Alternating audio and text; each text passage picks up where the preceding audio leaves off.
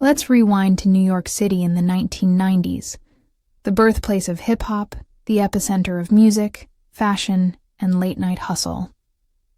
Enter a young man named Sean Diddy Combs.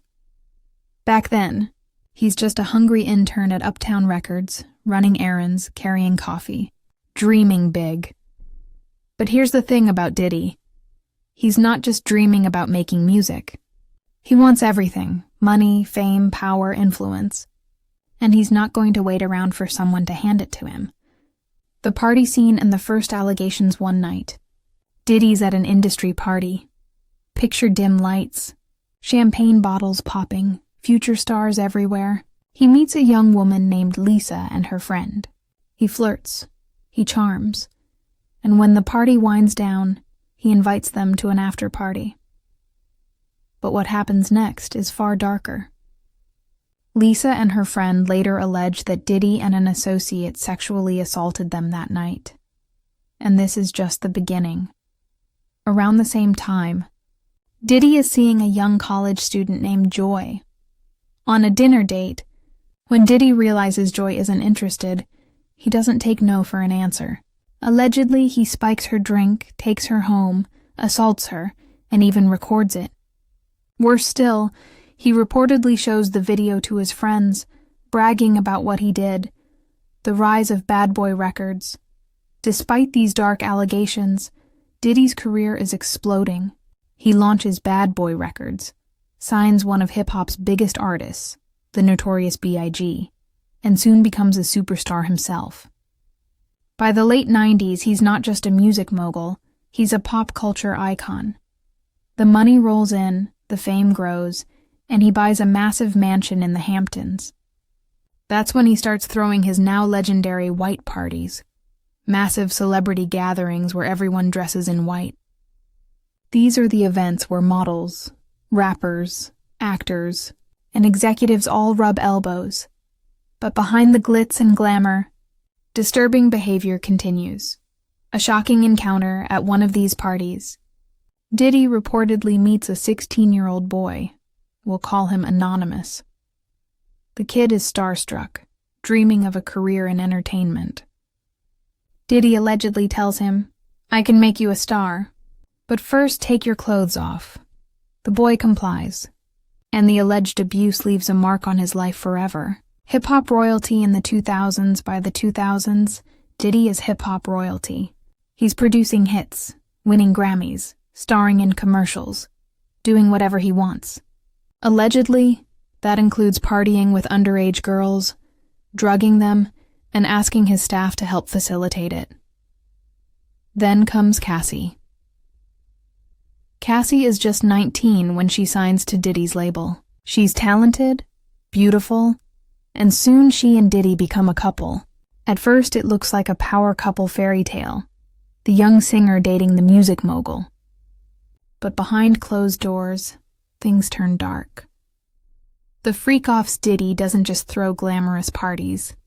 He hosts secret gatherings called freak-offs, where he allegedly supplies women with drugs and alcohol, forces them to perform sexual acts with male sex workers, and films everything while he watches. And Cassie? He allegedly forces her to participate. The control doesn't stop there. He's reportedly violent, jealous, and paranoid. There are allegations of him kicking her in the face, throwing a hot frying pan at her, and physically assaulting her when she tried to leave him. In one terrifying incident, security cameras capture Cassie attempting to escape a hotel room. She makes it to the hallway, suitcase in hand. But moments later, Diddy storms out wearing just a towel, grabs her by the neck, throws her down, and kicks her repeatedly until she stops moving. This footage would stay hidden from the public for years. Cassie tries to leave. Eventually, Cassie finds the strength to leave. But the allegations say that even after their breakup, Diddy follows her, forces his way into her apartment, and assaults her again. Lil Rod in the dark documentaries years later. Diddy hires a producer named Lil Rod to work on music projects and film behind-the-scenes footage. At first, it sounds like a dream job.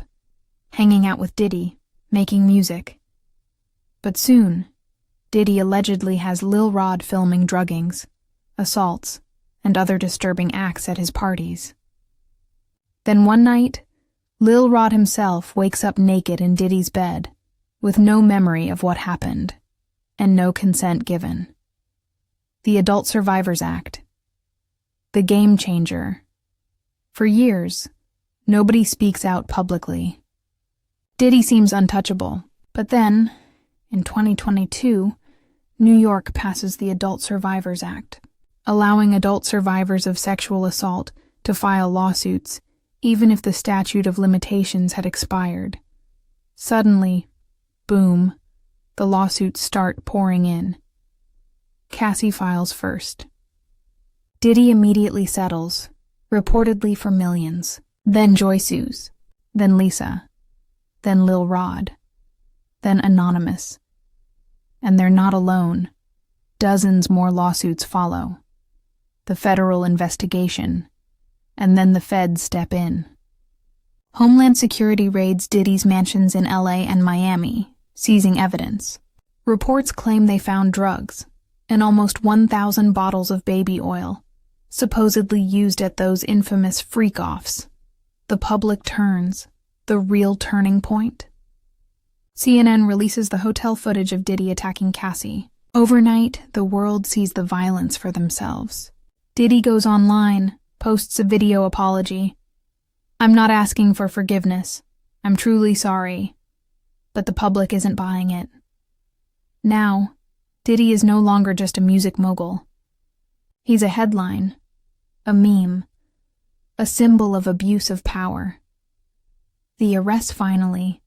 The feds arrest him. He's charged with sex trafficking, racketeering, and transportation for prostitution. And this is just the beginning. There are rumors of more than 120 additional lawsuits still coming.